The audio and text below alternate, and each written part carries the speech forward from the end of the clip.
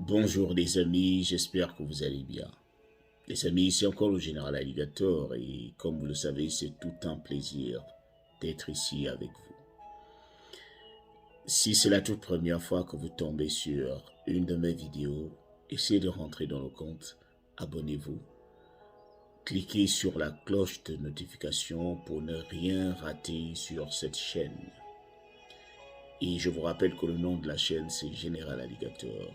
Alors, si vous avez besoin de quelques conseils sur les différents visas américains, si vous voulez savoir à quel point ou les différentes stratégies qu'il faut pour améliorer votre mental, car, comme on le dit toujours, tout progrès provient du mental.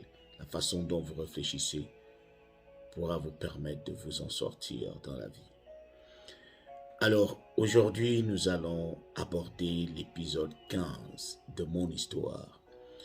Et pour ceux qui ne le savent pas, je partage mon histoire sur la chaîne YouTube Général Alligator. Je suis arrivé ici en tant que touriste, je me suis marié, mais les choses ne s'étaient pas passées comme je les avais prévues. Alors, j'avais décidé de partager mon histoire pour qu'elle évite de nombreux désagréments à beaucoup de personnes. Parce que je sais que si vous regardez mon histoire de l'épisode 1 à l'épisode 15, vous allez apprendre énormément sur comment se comporter, comment gérer le stress, comment gérer les problèmes. Un vrai alligator n'accuse personne lorsqu'il est en problème. Alors, vous vous rappelez que dans l'épisode précédent, c'est-à-dire l'épisode 14, j'avais finalement renvoyé le dossier avec l'appui de l'ambassadeur. L'ambassadeur avait fait une note disant que qu'on ne faisait pas on ne mettait pas les empreintes dans nos casiers judiciaires dans nos différents pays et que c'était différent.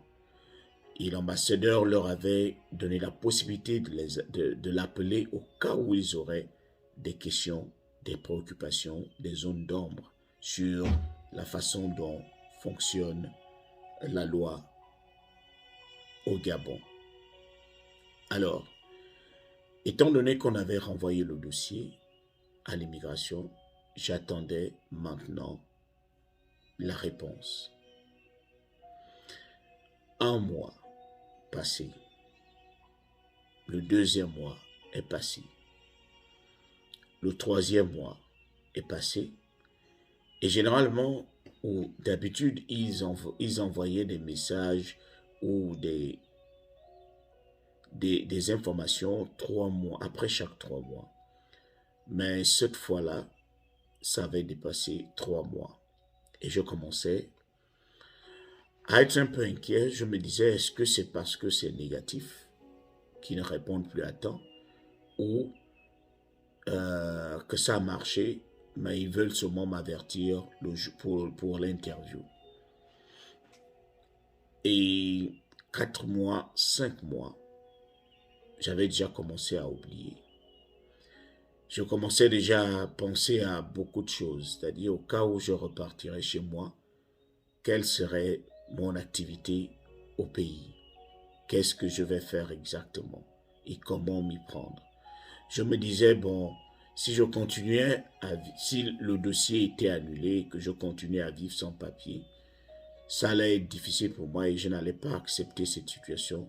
Je devais tout faire pour repartir au pays et aller investir. C'est-à-dire travailler un peu d'argent et après repartir au pays et aller investir. Donc, après 5 mois, un jour, je reçois l'appel de mon avocat. Et je vous assure que à chaque fois, c'est-à-dire depuis le début du combat, de la procédure, à chaque fois que je recevais un appel de l'avocat, je me disais toujours qu'il allait m'annoncer soit une bonne nouvelle, soit une mauvaise nouvelle. Et la plupart du temps, c'était pas trop de bonnes nouvelles parce que lorsque l'avocat t'appelle et qu'il te dise on t'a encore envoyé une demande d'explication, ils veulent encore plus de documents. Lorsqu'on t'envoie une note comme ça après 3 mois, tu te dis, mais où voulez-vous que je retrouve encore des preuves? Je n'en ai pas, je ne peux pas en inventer. Contentez-vous de ce que j'ai. Alors ce jour-là, j'ai reçu l'appel de mon avocat et j'avais commencé à paniquer. Je ne voulais pas décrocher parce que, premièrement, le dossier avait déjà fait 5 mois sans suite, sans information. Deuxièmement, je me disais, mais si ça avait marché, il m'aurait au moins envoyé un message, par exemple par email, pour me dire c'est bon. Pourquoi est-il obligé de m'appeler? Donc imaginez-vous tout ce qui se passait dans ma tête. Est-ce que je suis prêt à entendre une réponse négative? Ou je préfère qu'il m'écrive cela et je gère ça moi-même? Parce que si c'est négatif, je ne sais pas comment il pourra me calmer si c'est négatif. Ça veut dire que j'aurais perdu de l'argent, énormément d'argent, mais pour rien. Donc, j'avais laissé le téléphone sonner. Je disais dans mon cœur, je vais peut-être rappeler. Parce que si je décroche maintenant, je ne sais pas, je ne sais pas. Et dans ma tête également, je me disais, est-ce que l'appel que je suis en train de recevoir, est-ce que l'avocat vient me dire qu'il demande encore plus de preuves pour que ça me décourage encore plus? Mais je ne pouvais avoir des informations que si je décrochais. Alors, j'avais commencé à prier dans le cœur. J'ai dit, Seigneur, j'espère que j'ai tellement galéré. J'espère que cette fois-ci, ce sera un appel utile. Alors, je pris mon courage à 2 mains. Je pris le téléphone. Allô, hello. Oh, Yannick, how you doing? I said, I'm fine. Il me demande si je vais bien. Ma réponse était, je vais bien, sauf que c'est ton appel qui risque de m'inquiéter. Il me dit, bon, Yannick, il a traîné, hein. C'est-à-dire, j'étais accroché à ses lèvres, mais il a laissé le suspense prendre le dessus. Yannick, tu sais, bon, quand on a commencé cette histoire, personne ne savait qu'elle devait arriver jusqu'à ce niveau. Au moins, tu as déjà eu ton... Alors l'avocat me dit, Yannick, tu sais, au moins tu as déjà eu un permis de travail, tu as déjà acheté une voiture, tu peux continuer à faire ta vie en attendant que Dieu fasse un autre miracle. Je dis, mais monsieur l'avocat, qu'est-ce que vous voulez dire exactement, monsieur l'avocat? Il me dit, je voulais seulement t'annoncer que ton dossier a heureusement marché. Ils ont accepté. Ils ont approuvé ton dossier. Je veux que tu passes à mon bureau pour qu'on commence à préparer ton interview. Parce qu'ils ont déjà donné la date de ton interview. Et la date c'est le 19 février. C'est encore là dans ma tête, comme si c'était hier. 19 février. Je ne pourrai jamais oublier cette date. 19 février. Quand il me l'avait dit, une fois qu'il a raccroché, je m'étais agenouillé. Je m'étais agenouillé en disant, il fallait que je parle. Il fallait que je dise merci à Dieu. Vous savez, Beaucoup de gens disent qu'ils ont vu Dieu. Il y a même des gens qui ont des doutes sur la présence de Dieu.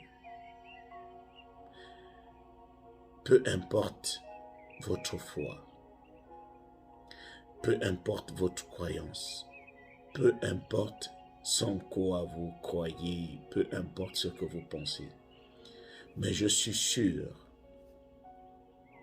qu'il y a forcément une force suprême qui guide nos pensées, qui fonctionne selon nos pensées, qui fonctionne selon la positivité de nos pensées. Il y a une force suprême. Vous pouvez lui donner le nom que vous voulez. Vous allez l'appeler par Yahweh, Elohim, Allah. Je suis sûr qu'il existe forcément une force suprême qui veille sur nous. Et il suffit que votre cœur soit disposé à recevoir cette force suprême et à se laisser guider. Le fait que mon dossier soit positif ou qu'il ait eu l'approbation de l'immigration ne fait pas de moi un être exceptionnel. Pas du tout. Parce que avec ma simple force, ma simple intelligence, je n'aurais pas pu. Si ce n'était pas la volonté de Dieu. Si ce n'était pas le choix de Dieu. Parfois, Dieu vous laisse passer par des péripéties. Et là, je ne m'adresse pas à une certaine communauté, pas à une certaine croyance. Je m'adresse à toutes les personnes qui savent qu'il y a quelque chose au-dessus de ce que nous pouvons faire.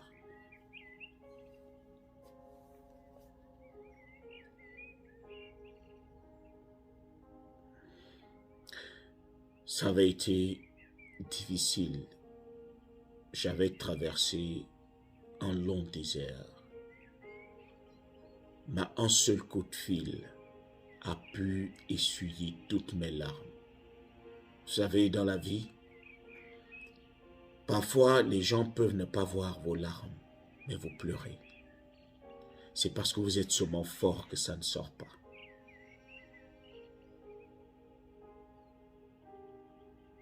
Cette situation m'avait fait saigner, mais à travers cette situation également, j'avais appris énormément. Parce que certaines difficultés vous permettent de savoir que c'est lorsque vous êtes bien fatigué, lorsque vous vous retrouvez dans une situation où vous dites « je ne peux plus ». Non, je n'en peux plus. C'est là où lui prend le relais. Parce qu'à chaque fois, nous essayons de faire des choses à notre manière. Mais lorsque nous abandonnons tout entre ses mains, il agit. Et je bénis Dieu qu'il m'ait donné la possibilité de passer par toutes ces tracasseries. Je bénis également la femme avec laquelle j'étais marié. Cette femme, malgré sa volonté négative, a réussi à me bénir à travers son comportement. Moi, je n'ai jamais, au grand jamais, pensé que lorsque quelque chose de négatif arrive dans ma vie, c'est une punition. Non. Toute chose qui arrivera dans votre vie vient pour non seulement vous enseigner, mais pour vous donner de l'expérience. Ça avait été une aubaine pour moi de passer par toutes ces difficultés. Je sais que je ne suis qu'au début de toutes les grandes difficultés qui m'attendent dans la vie, de tous les grands défis qui m'attendent dans la vie. Mais lorsque vous arrivez à surmonter une épreuve difficile, aucune autre épreuve ne pourra vous faire peur. Parce que vous allez toujours vous dire, la peur que je suis en train d'avoir là, c'est la même peur que j'avais avant que je ne gagne, ou avant que je ne défie l'épreuve qui me dominait à cette époque-là. Mais si j'ai pu surmonter cette épreuve-là, c'est que celle-ci, je pourrais toujours le faire. Si Dieu a été avec moi hier, c'est qu'il va être avec moi aujourd'hui. Il sera toujours avec moi demain. Comme disent les gens de la tradition, les ancêtres ont été avec moi. Allah a été avec moi. Dieu Tout-Puissant a été avec moi. Donc, le jour-là, le lendemain, je m'étais rendu chez l'avocat. Alors, il me fit asseoir. Et lorsque j'étais rentré, tout le cabinet, tout son cabinet s'était levé. Les gens sortaient des bureaux pour venir me voir. Parce que c'était les personnes qui étaient là, jour et nuit, lorsque je venais tous les jours pour avoir des informations sur mon dossier, pour améliorer mon dossier. Ces personnes étaient là. Chaque personne avait joué un rôle. Et le jour-là, toutes ces personnes s'étaient réunies pour dire, mon Dieu, tu existes. Mon Dieu, tu écoutes les prières des gens. L'avocat me fit asseoir. Je pensais qu'il avait quelque chose d'autre à me dire, mais il avait un seul mot. Il me dit, Yannick, le jour où tu étais venu me voir, est-ce que tu sais que je n'avais pas cru en ce dossier? J'avais des doutes sur ton dossier. Non seulement ton dossier, non seulement votre mariage n'avait duré qu'un mois, mais tu n'avais aucun document. Aucun. Mais c'est la détresse que j'avais lue dans tes yeux qui m'avait poussé à te rassurer, à te dire, tout ira bien. Les amis dans la vie, vous avez besoin de bonnes personnes. Vous avez besoin des bonnes personnes qui vous disent des bonnes choses au bon moment. Je suis sûr que si lui aussi m'avait parlé comme l'avocate que j'avais d'abord consultée, s'il m'avait dit non, ça ne pouvait pas marcher, j'aurais abandonné. J'aurais peut-être envoyé de l'argent à Brittany pour qu'elle achète une voiture et me permette de divorcer et passer à autre chose. Mais j'avais eu ce jour-là une des meilleures personnes, un motivateur. Il a su me rassurer, même si dans son cœur, il avait des doutes. Alors le jour-là, lorsqu'il me fit asseoir, il me dit, Yannick, donne-moi seulement le nom du Dieu que tu pries. J'avais commencé à rire, j'ai dit, mais pourquoi? Il dit, donne-moi le nom. Comment tu fais? Donne-moi le nom du Dieu que tu pries. Je t'assure, il me dit, je t'assure, seul quelqu'un qui a un ange quelque part, un protecteur, pouvait s'en sortir dans cette situation. Tu es un homme en plus. Ton mariage n'a duré qu'un mois et tu n'avais pas trop de preuves. Mais tu sors de là vainqueur. Je te tire mon chapeau. Et tu m'as permis de savoir que la volonté, lorsque quelqu'un est déterminé, il peut gravir des montagnes. La volonté peut déplacer les montagnes, la foi que vous avez en vous. Je dis merci, merci parce qu'à travers ton histoire, j'ai appris énormément. Parce que la détermination avec laquelle tu t'es lancé dans ton dossier m'a permis de savoir que plus rien ne peut être impossible lorsque quelqu'un est réellement déterminé. Et il m'avait demandé une faveur. Yannick, est-ce que tu me permets de publier ton histoire sur ma plateforme pour que les gens apprennent, pour que les gens sachent que peu importe les difficultés, on peut toujours s'en sortir. On peut toujours s'en sortir. Alors, c'était là, mesdames et messieurs, l'épisode 15 de mon histoire. Alors, je précise que le fait que mon dossier soit approuvé ne pouvait pas encore faire de moi quelqu'un qui avait les papiers. Non, parce que on obtient la carte verte lorsque tu as réussi à l'interview. Donc, il y avait encore la possibilité pour moi de rater la carte verte. Mais après tout ce que j'avais déjà traversé, je ne pouvais pas avoir peur d'une petite interview avec quelques agents. Donc, dans le prochain épisode, nous allons parler du jour de l'interview.